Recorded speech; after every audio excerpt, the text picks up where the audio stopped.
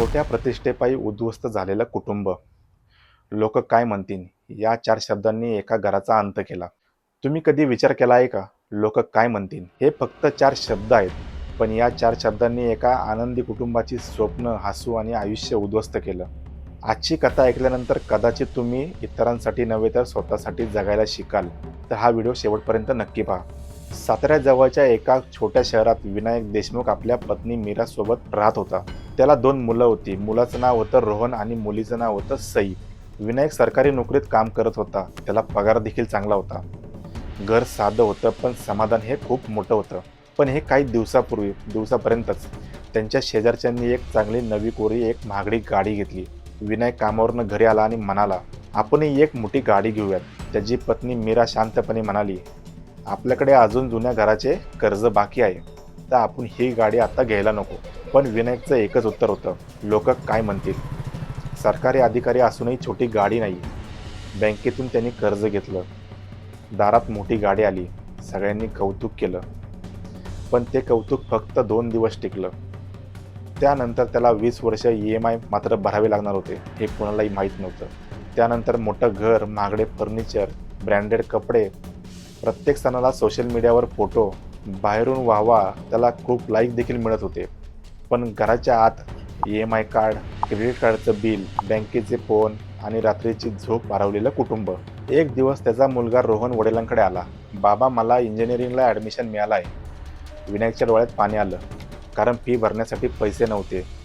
सगळी कमाई प्रतिष्ठेच्या नावाखाली घेतलेल्या कर्जात जात होती. काही महिने गेले. काही महिन्यानंतर बँकेने त्याला नोटीस पाठवली. EMI थकले होते. घर विकावं लागलं होतं. घेतलेली गाडी देखील बँकेने वळून नेली. महागडं फर्निचर विकलं गेलं. एक एक करून सगळं हातातलं सगळं संपलं होतं. फक्त उरला होता फक्त एकच पश्चाताप. त्याची लहान मुलगी सईने विचारलं, बाबा, आपण एवढं मोठं घर का सोडतोय? विनायक काही बोलू शकला नाही. त्याने फक्त मुलीला एक घट्ट मिठी मारली. त्याला पहिल्यांदाच समजलं, तो घरासाठी नाही, लोकांच्या नजरेत मोठा दिसण्यासाठी जगत होता, काम करत होता. त्याला स्वतःची प्रतिष्ठा वाढवायची होती, पण तो स्वतःच्या कुटुंबाचा त्यांनी कधीच विचार नाही केला. मित्रांनो, प्रतिष्ठा घराच्या आकाराने ठरत नाही, ती माणसाच्या स्वभावाने ठरते.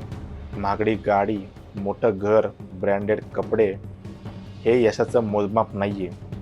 हे तुमचं बाह्य वर्तणूक झाली.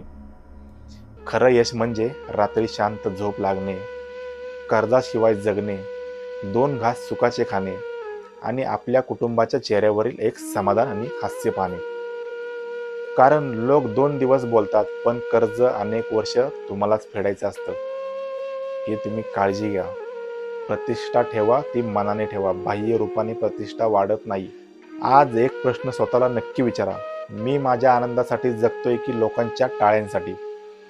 जर उत्तर दुसरं असेल तर अजूनही वेळ गेली नाही. कारण खोटी प्रतिष्ठा क्षणिक असते, पण कुटुंब कायमचं आहे, हे लक्षात ठेवा.